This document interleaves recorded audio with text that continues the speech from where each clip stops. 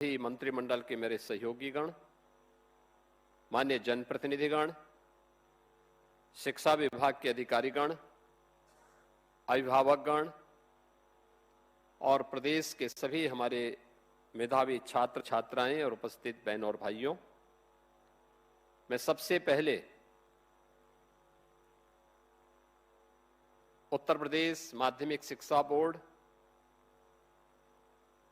केंद्रीय माध्यमिक शिक्षा बोर्ड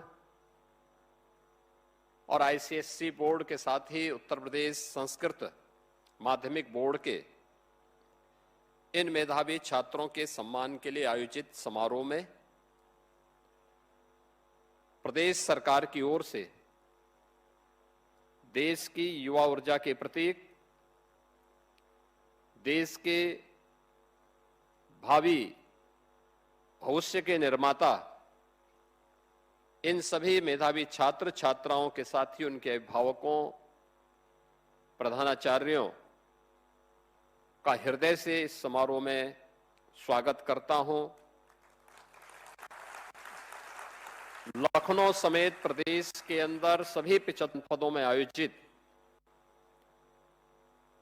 इस सम्मान समारोह में भागीदार बन रहे सभी छात्र छात्राओं को आज के इस सम्मान के लिए मैं हृदय से देता हूं और उनके उज्जवलमय भविष्य के प्रति अपनी मंगल कामनाएं व्यक्त करता हूं। जैसा कि यहां पे पहले भी बताया गया कि आज का इस सम्मान समारोह, यहां पर मुख्य समारोह में 23 छात्र छात्राओं को,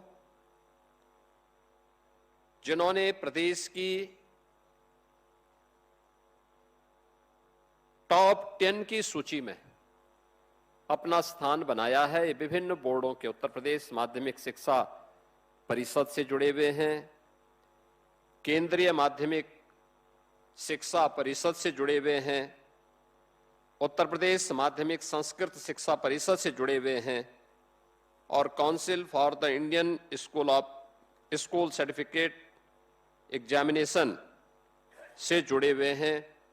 इन बोर्डों के जो टॉप 10 हैं, उन्हें यहां पर आज सम्मान किया जा रहा है। इसके साथ ही जनपद स्तर पर जो टॉप 10 छात्र हैं, उन्हें 75 के 75 जनपदों में आयोजित होने वाले समारोह में उनकी संख्या वहां पर 1459 है, उन्हें वहां पर सम्मानित आज यहां पर इस इन समारोह के माध्यम से करने का कार्य किया जा रहा है। यह वास्तव में एक इन छात्र छात्राओं के लिए एक उपलब्धि है और आगे बढ़ने के लिए एक महत्वपूर्ण जीवन का पड़ाव भी। यह समारोह इस बात का प्रतीक है कि परिश्रम, सार्थक दिशा में किए जाने वाले परिश्रम का परिणाम अवश्य प्राप्त होता है और परिणाम हमेशा सुखद होता है और सुखद होने की अनुभूति आज आपको यहां पर इस सम्मान समारोह के माध्यम से प्राप्त हो रहा होगा। मैं इस पूरे परिणाम को देख रहा था और खासतौर पर यहां पर आज जो सम्मान समारोह हो रहा है, जिसमें 223 छात्र छात्राओं का सम्मान किया जा रहा है, उन 223 में छात्रों की संख्या 85 है और छात्राओं की संख्या 138 है। यानी छात्राएं मेरिट में ज्यादा आए हैं, छात्र कम आए हैं। और इसमें मुझे लगता है कि माध्यमिक शिक्षा परिषद का जब मैं देख रहा था कि प्रदेश स्तर पर माध्यमिक शिक्षा परिषद में हाई स्कूल की परीक्षा में 115 जो छात्र प्रदेश स्तर पर 10 प्रथम स्थान प्राप्त किए हैं, उनमें 115 ऐसे छात्र हैं, ऐसे बच्चे हैं जिनमें से 34 छात्र हैं और 81 छात्राएं हैं।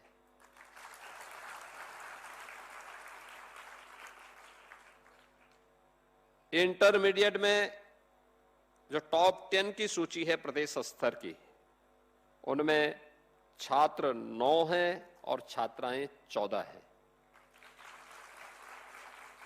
और अगर दोनों को मिलाकर के देखेंगे तो टॉप 10 में माध्यमिक शिक्षा परिषद के प्रदेश स्तर पे छात्रों की संख्या 43 और छात्राओं की 95 है।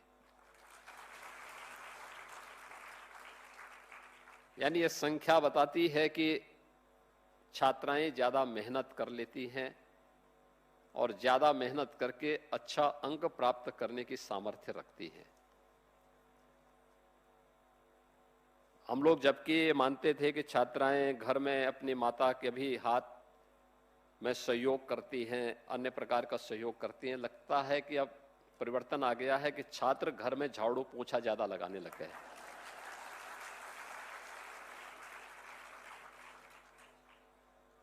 या लगता है कि माँ बाप उनसे ज्यादा काम ले रहे हैं, सब्जी भेजने के लिए, देने के लिए भेजते होंगे, घर और मोहल्ले में भी हो सकता है कुछ से झाड़ू लगा रहे होंगे, इसीलिए छात्रों का अंक इतना कम है और छात्राएं मेहनत कर रही हैं और मेरिट स्थान में उन्होंने अच्छा स्थान प्राप्त किया है।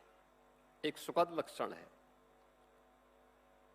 लेकिन छात्रों के लिए भी एक प्रेरणा भी होनी चाहिए कि छात्राएं घर में परिवार का सहयोग करते हुए भी अच्छा अंक प्राप्त कर ले रही हैं, मेरिट में ज्यादा स्थान प्राप्त कर रही हैं। तो छात्र कम से कम उनका ही अनुसरण कर लें। और मेरा मानना है कि बेटी पढ़ेगी तो आगे बढ़ेगी और देश और समाज को भी आगे बढ़ाएगी।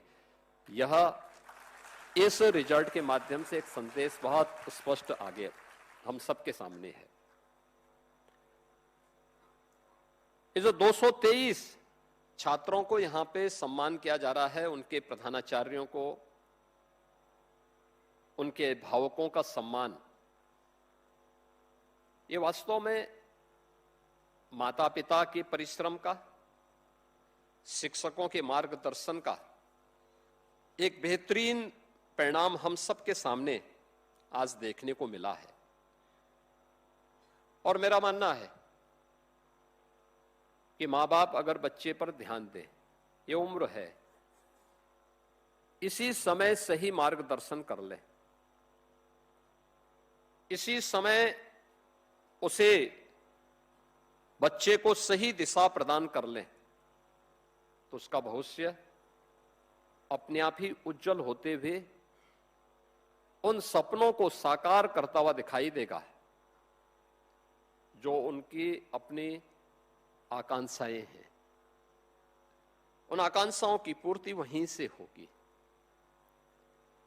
और उस दिशा में मां बाप के द्वारा किए गए प्रयास,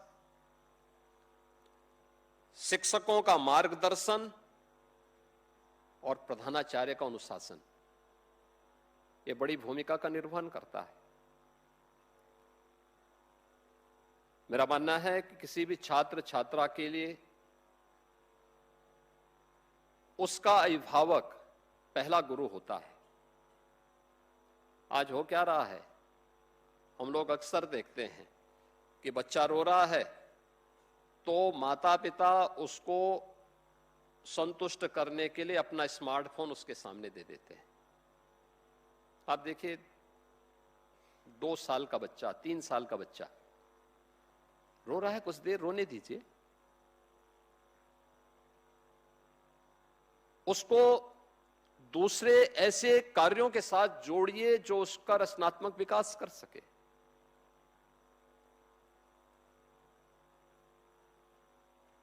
दो वर्ष के बच्चे को, 3 वर्ष के बच्चे को आप स्मार्टफोन पकड़ा रहे हैं,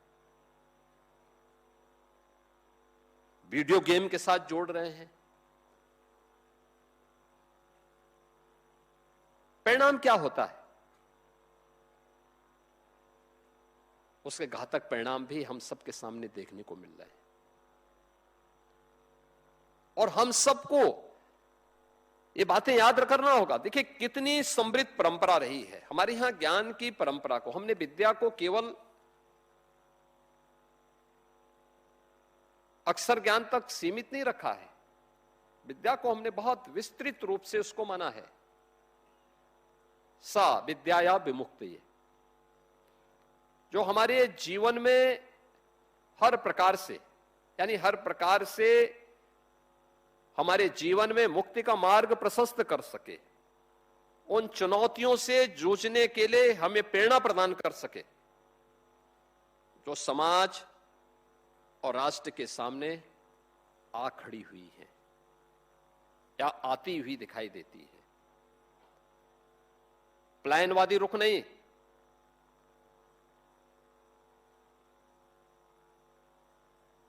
कभी भी भारत की परंपरा ने प्लान का रुख नहीं अपनाया। आप प्राचीन काल से देखेंगे, राम तब राम बने जब गुरु वशिष्ठ हैं। राम के पास दिव्य अस्त्र तब आए जब गुरु विश्वामित्र हैं। राम को मर्यादा के एक आदर्श के रूप में प्रस्तुत करना है तब जब गुरु के रूप में महर्षि वाल्मीकि हैं।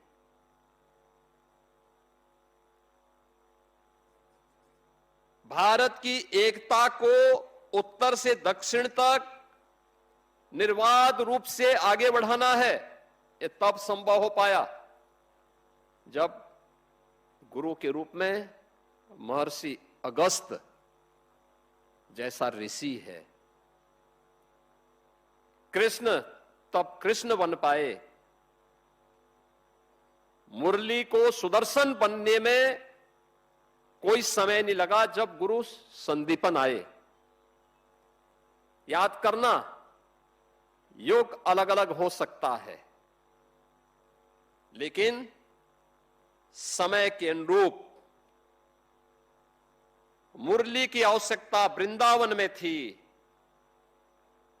लेकिन धर्म की स्थापना के लिए सुदर्शन भी आवश्यक है। वह संदीपन ने महसूस किया था और कृष्ण के हाथों से मुरली वृंदावन में रखवा करके सुदर्शन लेकर के निकल पड़ो, तभी धर्म की स्थापना होगी, तभी यह देश सुरक्षित होगा। और इस भाव के साथ जब उस प्रकार की प्रेरणा आप दे पाएंगे तब राष्ट्र के रूप में एक लंबी यात्रा को हम आगे बढ़ा पाते हैं। दुनिया के अंदर भारत का सम्मान क्यों? भारत के सम्मान के पीछे का कारण भी इसलिए नहीं कि हमारे पास दुनिया की सैन्य शक्ति सबसे बड़ी थी,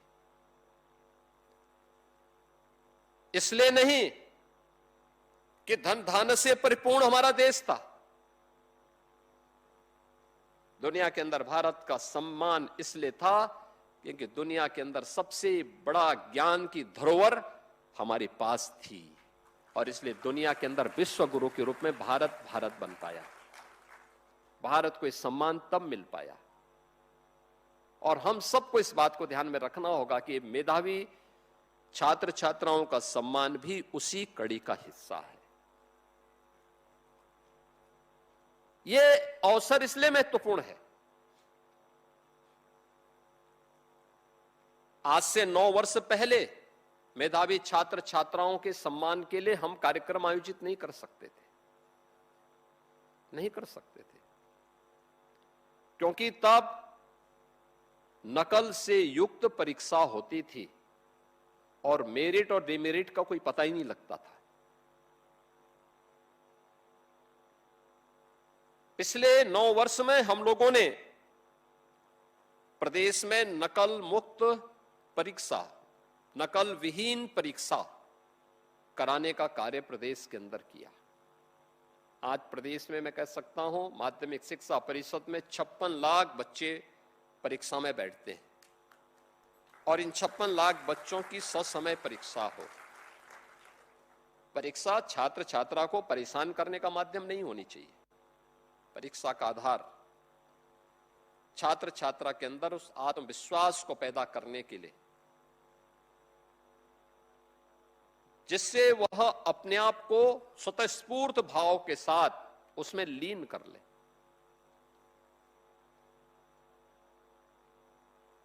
उसका पसीना छुड़ाने के लिए प्रश्न पत्र नहीं बनना चाहिए। वह परीक्षक उत्तम कोटि का नहीं माना जाता है जो छात्र छात्राओं को परेशान करने की नियत से अत्यंत जटिल प्रश्न करता है। और ऐसे परीक्षकों की स्थिति क्या होती है, उनको स्वयं नहीं पता होता कि इसका उत्तर क्या है।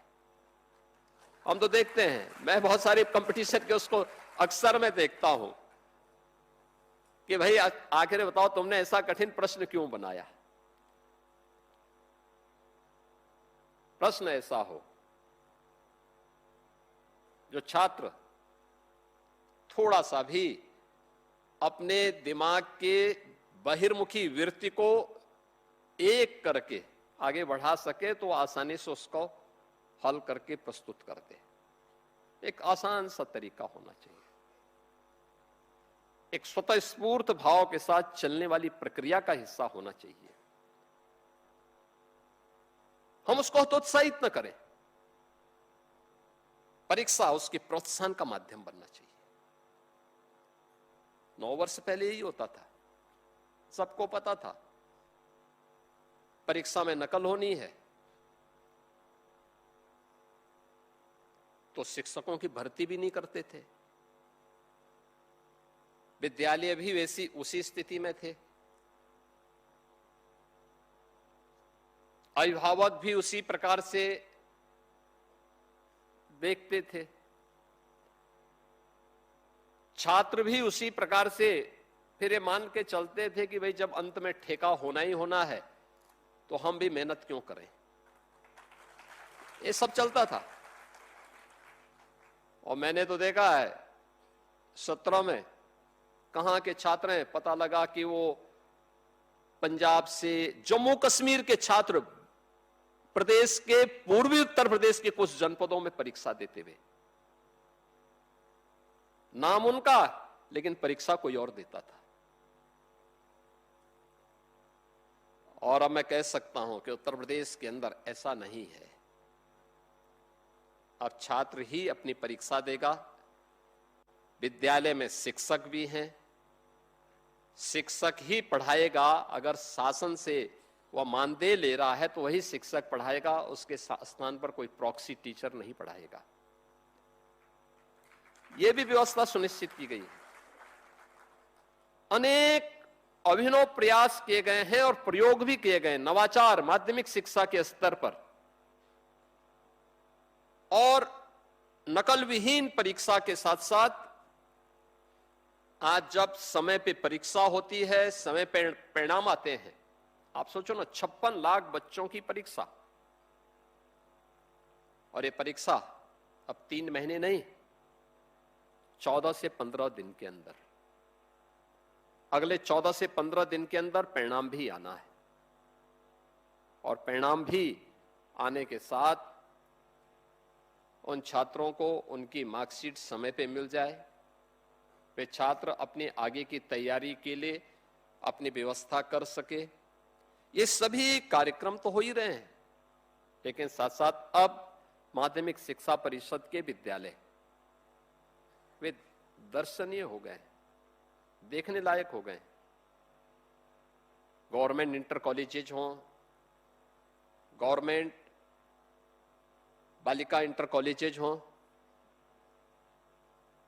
या फिर प्रबंधकीय व्यवस्था में सहायता प्राप्त विद्यालय हों, इंटर कॉलेजेज हों, इन सभी के साथ संस्कृत परिषद से जुड़े हुए जो माध्यमिक शिक्षा के विद्यालय हैं, जिनमें पूर्व मध्यमा, उत्तर द्वितीय वर्ष और उत्तर मध्यमा से जुड़े हुए छात्रों को या शास्त्रीय और आचार्य से जुड़े हुए छात्रों को संस्कृत का अध्ययन करने का अवसर प्राप्त होता है। इन सब के लिए सरकार ने अनुदान की व्यवस्था की। आपने देखा होगा, अभी जो वीडियो आपके सामने दिखाया गया, प्रोजेक्ट अलंकार के तहत प्रदेश के अंदर 1500 करोड़ रुपए से अधिक की धनराशि हमने केवल इन विद्यालयों के पुनरुद्धार के लिए उपलब्ध करवाई। सीएसआर से भी पैसा लगा, जनप्रतिनिधियों ने भी पैसा लगाया। आज अच्छे क्लासरूम बन गए हैं, बालक बालिकाओं के लिए टॉयलेट और पेयजल की व्यवस्था हो गई है। वहां पर आज उत्तम व्यवस्था हर प्रकार से देखने को मिल रही है। ये सुविधा देने के साथ ही भारत सरकार ने भी अनेक सुविधाओं से युक्त उन संस्थानों को करने के लिए प्रधानमंत्री जी ने देश के अंदर छात्र छात्राओं को तकनीकी दृष्टि से सक्षम बनाने के लिए अनेक अभियान प्रारंभ करवाए हैं। अटल टिंकरिंग लैब भी उसी का एक उदाहरण है। डिजिटल लाइब्रेरी बन रही है, ये उसी क्रम का हिस्सा है। अनेक ऐसे कदम उठाए गए हैं जो छात्र छात्राओं को उन नवाचारों के साथ जुड़ने के लिए, जो उसकी शिक्षा के लिए आवश्यक है, एक स्वस्थ प्रतिस्पर्धा के लिए आवश्यक है, उस दिशा में आगे बढ़ाने के लिए एक महत्वपूर्ण कदम है। और आज उसी का परिणाम है कि हमें उत्तर प्रदेश के अंदर माध्यमिक शिक्षा परिषद को भी एक प्रतिस्पर्धा के लिए तैयार करने का कार्यक्रम आगे बढ़ाया जा रहा है। प्रदेश के वे सभी मेरिटोरियस छात्र छात्राओं को, जितने भी हमारे मेरिट में टॉप 10 की सूची में आने वाले छात्र छात्राएं, वह उत्तर प्रदेश माध्यमिक शिक्षा बोर्ड, उत्तर प्रदेश माध्यमिक शिक्षा बोर्ड का हो या केंद्रीय माध्यमिक शिक्षा बोर्ड का हो या आईसीएसई का हो या संस्कृत बोर्ड का हो, इन सभी छात्रों को हमने कहा प्रदेश के अंदर के उन सभी बोर्ड के सभी छात्र जो यूपी के अंदर हैं, टॉप 10 जो भी आए हैं, उन सबको हमें सम्मानित करना होगा। क्योंकि छात्र यूपी का है तो सम्मान भी यूपी गवर्नमेंट उनको करेगी। और मुझे प्रसन्नता है कि सभी छात्र छात्राएं आज यहाँ पे सम्मानित हो रही हैं। जनपद स्तर पर जो जनपद स्तर के टॉप 10 हैं, उन्हें वहां पे हमारे मंत्रीगण, माननीय सांसदगण, विधायकगण, शासन से जुड़े हुए अधिकारीगण वहां पे उनका सम्मान कर रहे हैं। ये आपके लिए एक नए जीवन की शुरुआत है। ये आपको इस बात की प्रेरणा देती है कि सफलता मार्ग परिश्रम से निकलेगा, शॉर्टकट का मार्ग अपनाने से नहीं निकलेगा। याद करना, शॉर्टकट का मार्ग हमेशा कुछ दूरी तक आपके लिए सहायक हो सकता है।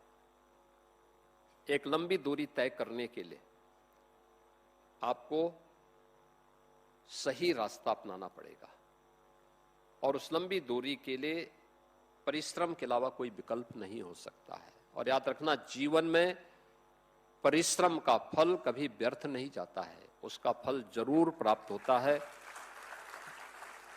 अवश्य प्राप्त होता है। निर्भर इस बात पर करता है कि हमने परिश्रम किस भाव के साथ और किस मनोस्थिति में किया है। हम उस दिशा में ईमानदारी के साथ प्रयास करें। दोस्तों, मैं इन छात्र छात्राओं से जरूर कहना चाहूंगा, अब अपने अभिभावक पर अनावश्यक दबाव मत डालिए स्मार्टफोन के लिए। स्मार्टफोन उसके लिए बहुत अच्छा होगा कि आपको अगर बहुत कुछ करना है, आपको कुछ, हम लोगों ने टैबलेट उपलब्ध करवाया है। डिजिटल लाइब्रेरी के साथ आप जुड़िए, अपने पाठ्यक्रम के साथ जुड़िए, समाचार पत्रों का अध्ययन जरूर करिए। टेलीविजन में देखना है तो न्यूज देखिए, बाकी अन्य चीजों को मत देखिए।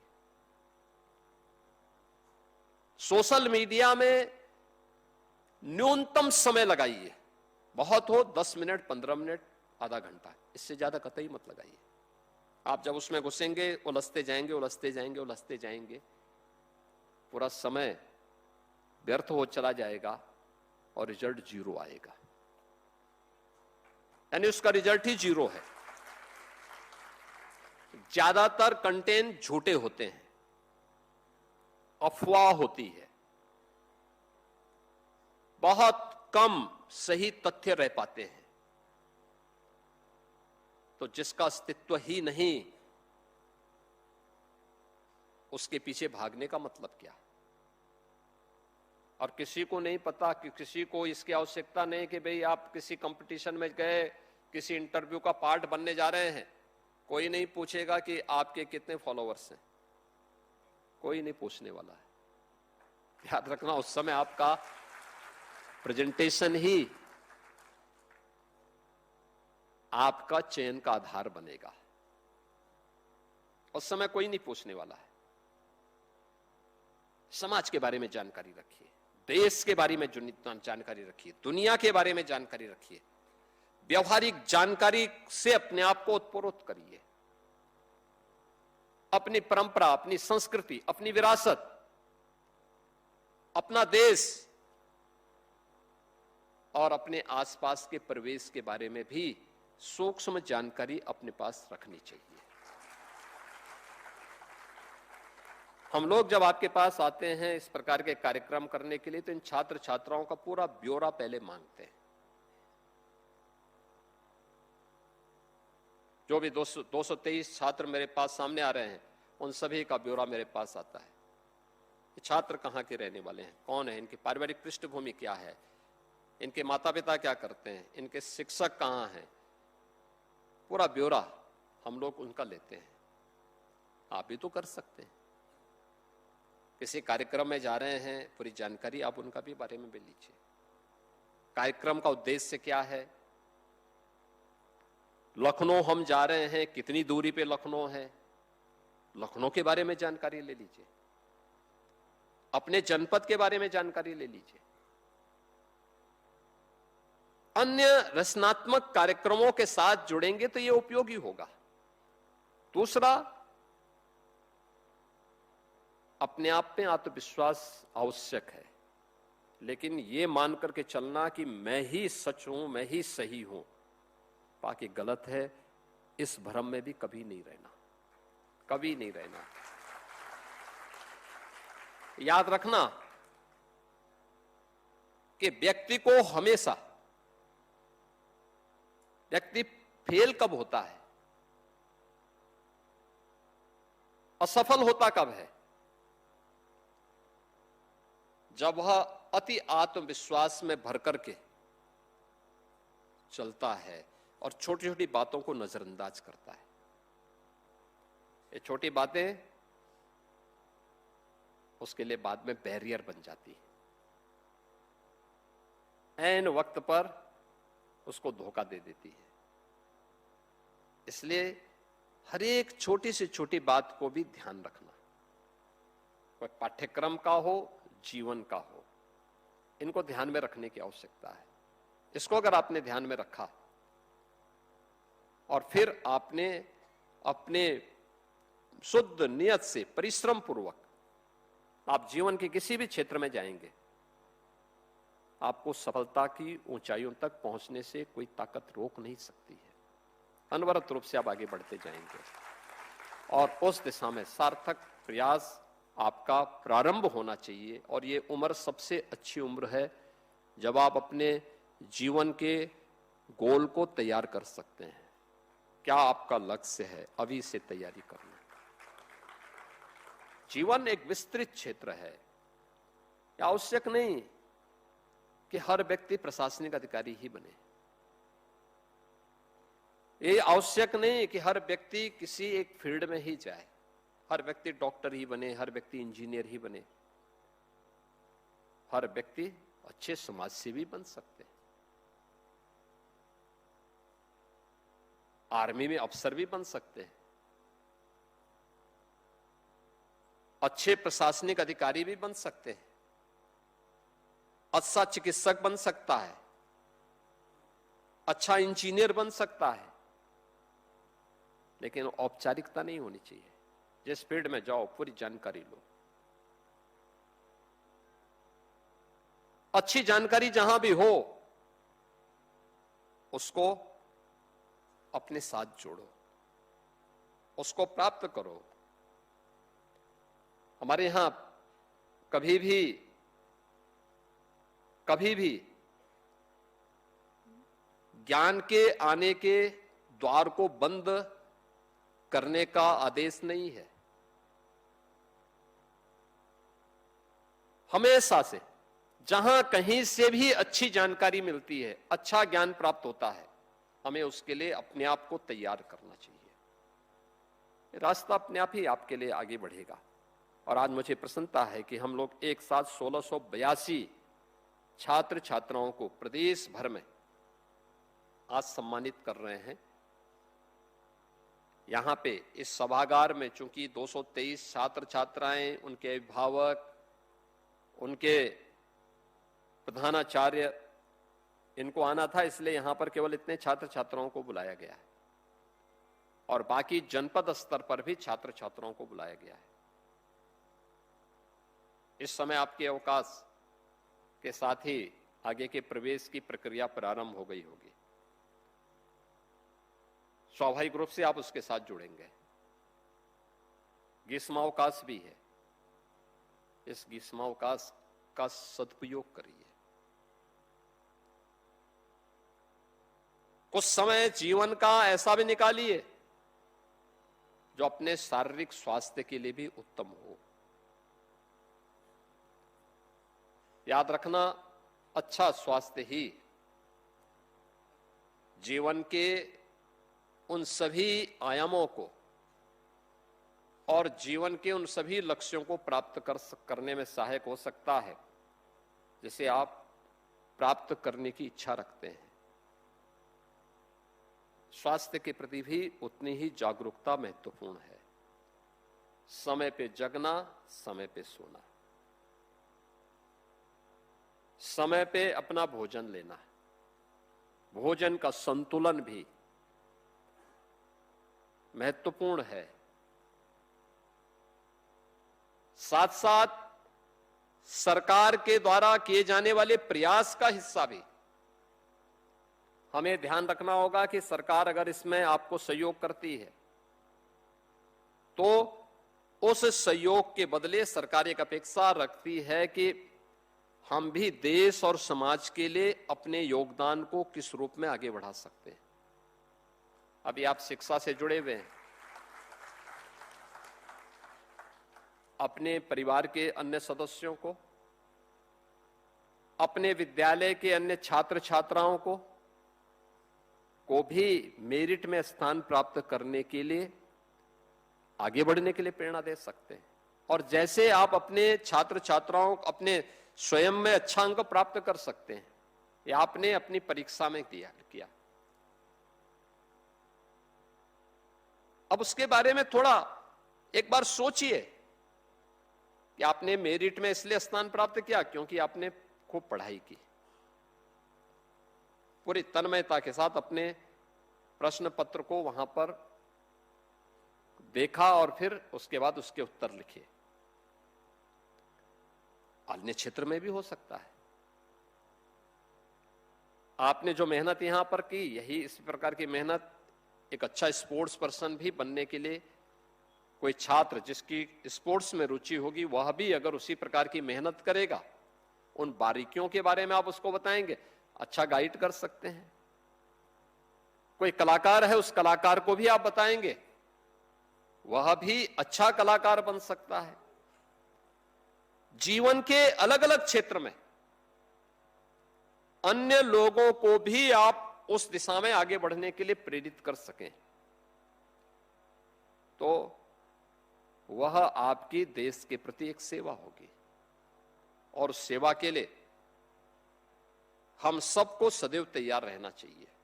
हमारी सफलता, हमारी मेहनत तो है, मां बाप का परिश्रम तो है ही, उनका मार्गदर्शन है ही, शिक्षकों का योगदान तो है ही, लेकिन साथ साथ समाज का भी और देश का भी कुछ योगदान है। और समाज और देश के उस योगदान के प्रति भी कृतज्ञता का भाव हमारे मन में अवश्य होना चाहिए। जब भी हमें अवसर मिले हम उस दिशा में अपने स्तर पर प्रयास प्रारंभ करें। अपने आप तक सीमित नहीं रहना, देश और समाज के लिए कुछ करने का एक जज्बा होना चाहिए। आज के इस अवसर पर जब आप सभी को यहां सम्मानित किया जा रहा है, मैं यहां पर इस मुख्य समारोह में उपस्थित इन सभी प्रदेश की मेरिट सूची में प्रदेश के अंदर जो भी, चाहे वह प्रदेश सरकार के हों, भारत सरकार के हों